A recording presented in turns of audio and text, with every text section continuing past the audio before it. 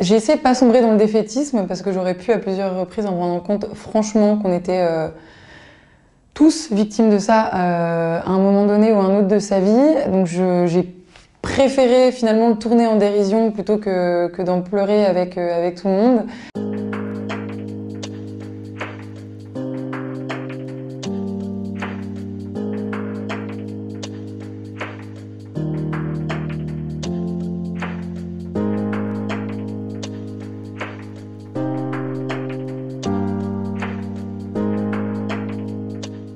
Je me souviens de tête d'une que je cite souvent parce que honnêtement je crois que c'est une des pires que j'ai reçues.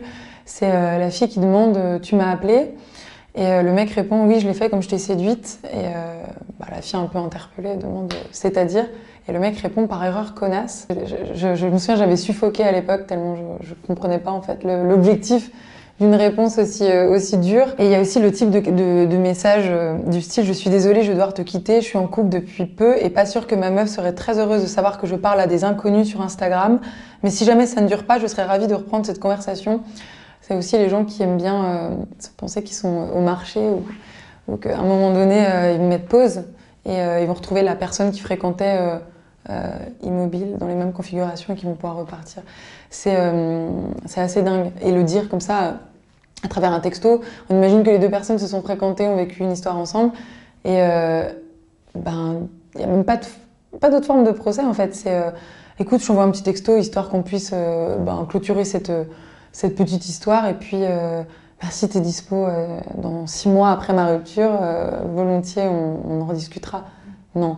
Non. Les mots qu'on bannit dans son langage courant, c'est à bannir aussi sur les applis, c'est-à-dire tout ce qui est insulte, moquerie gratuite aussi, ça il y en a énormément et moi c'est un truc qui me fascine un peu, ce truc de se moquer complètement gratuitement alors que la personne en face n'a en général rien demandé. Et puis il y a aussi ce truc du ghosting dont je parlais tout à l'heure, c'est pas possible en fait de... c'est comme si on avait quelqu'un en face, je dis n'importe quoi dans un bar, quelqu'un qui vous parle, qui vous adresse la parole, et juste au lieu de décliner l'invitation de parler, en fait, vous vous retournez, vous faites volte-face et vous partez. C'est quand même assez étrange. Chaque histoire est complètement différente, donc on peut pas vraiment faire de règles de bonne conduite universelles. Après, je pense qu'il faut pas non plus négliger le fait que terminer une histoire, notamment quand elle a impliqué deux personnes assez profondément et qu'il y a eu des sentiments, une vraie histoire de construite, ça peut être un peu brutal de quitter par texto parce qu'il y a la question du feedback derrière et la personne qui va recevoir le texto va pas forcément avoir l'occasion de s'exprimer et de poser ses questions.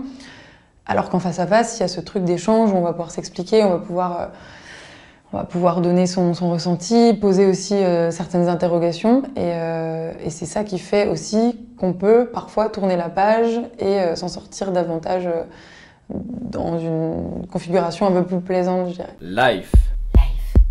Life. Life. Life. Life. Life. Life. Life.